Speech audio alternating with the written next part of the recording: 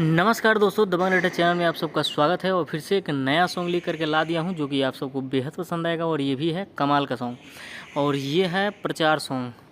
अगर आप लोग किसी भी तरीके का प्रत्याशी है, जैसे मुखिया प्रत्याशी हो गया, वार्ड प्रत्याशी हो गया, या समिति प्रत्याशी हो गया, या किसी भी तरीके के आप प्रत्याशी हैं, अगर आप मतलब गाना बनवाना चाहते हैं, प्रचार वाला, चुनाव प्रचार वाला गाना अगर बनवाना चाहते हैं तो मेरा कॉन्टैक्ट नंबर नीचे दिखाई दे रहा होगा।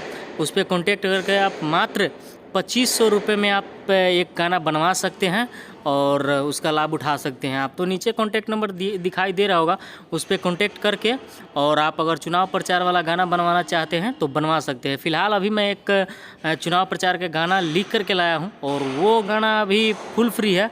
ये फुल फ्री गाना है। तो चलिए इस गाने को पहले सुनते हैं किस प्रकार से गाना है।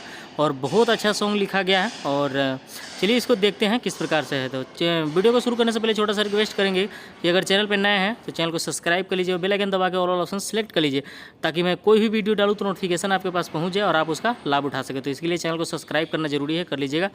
और वीडियो अच्छा लगा तो लाइक कर दीजिए, कमेंट करके बताइए कि सॉन्ग कैसा लगा। और चलिए बिना किसी देरी के वीडियो को शुरू कर लेते हैं।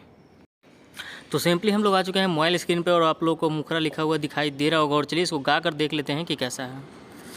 भूटवा दिहाए भैया राजा प्रकाश जी के, भूटवा दिहाए भैया राजा प्रकाश जी के।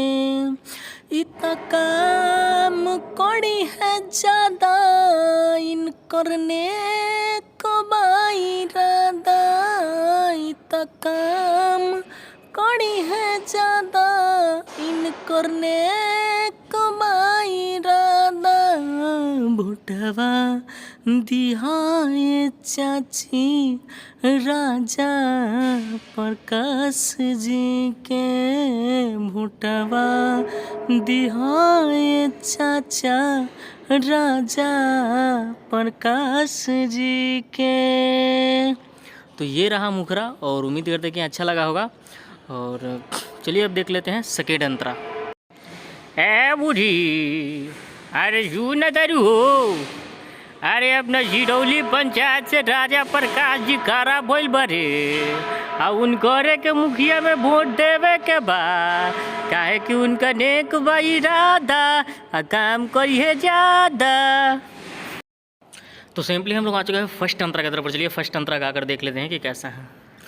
गौआ के विकास करी हैं, सबके दिल में रही हैं। गौआ के विकास करी हैं, सबके दिल में रही हैं। सबके घर दिलवाई हैं, घुसखोरी हटाई है। सबके घर दिलवाई है, घुसखोरी हटाई है। भोटवा दिहाए भैया राजा प्रकाश जी के, भोटवा दिहाए भैया राजा प्रकाश जी के।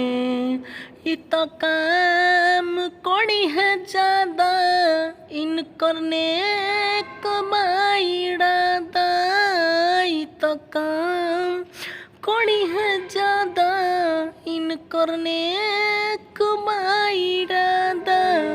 भोटवा दिहाए चाचा राजा प्रकाश जी के। अरे बेगाना, अरे बेगाना का चाचा, अरे अपना पंचायत से राजा प्रकाश गारा भइल बारे मुखिया में आ हमनी के जॉब गोरे एकता बना के उनकर के जितावे के चाहिए, काहे कि उनका नेक बा इरादा और काम करिए ज़्यादा। तो सिंपली हम लोग आ चुके हैं सेकेंड अंतरा की तरफ और सेकेंड अंतरा भी स्क्रीन पे लिखा हुआ दिखाई दे रहा है। और चलिए इसको गाकर देख लेते हैं कि कैसा है। पुल पुलिया बनवई हैं, मेहनत से ना डरई हैं। पुल पुलिया बनवई हैं, मेहनत से ना डरई हैं।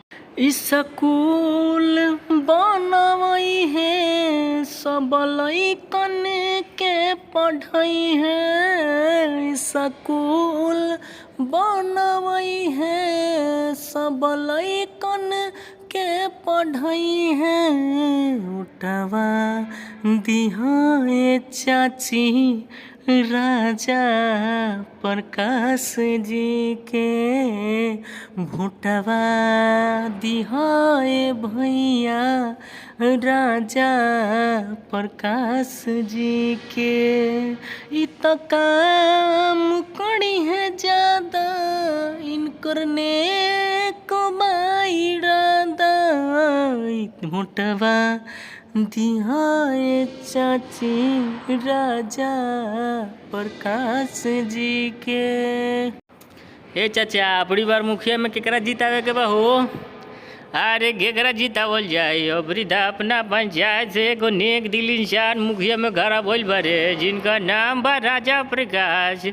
तो बाबू सब गोरे के एकता बना के उनका जितावे के चाहिए, काहे कि उनका काम करे के तरीका कुछ अलग बा बाबू, जानले। तो आप लोग फुल गाना सुन चुके हैं और उम्मीद करते हैं कि आपको अच्छा लगा होगा फुल गाना।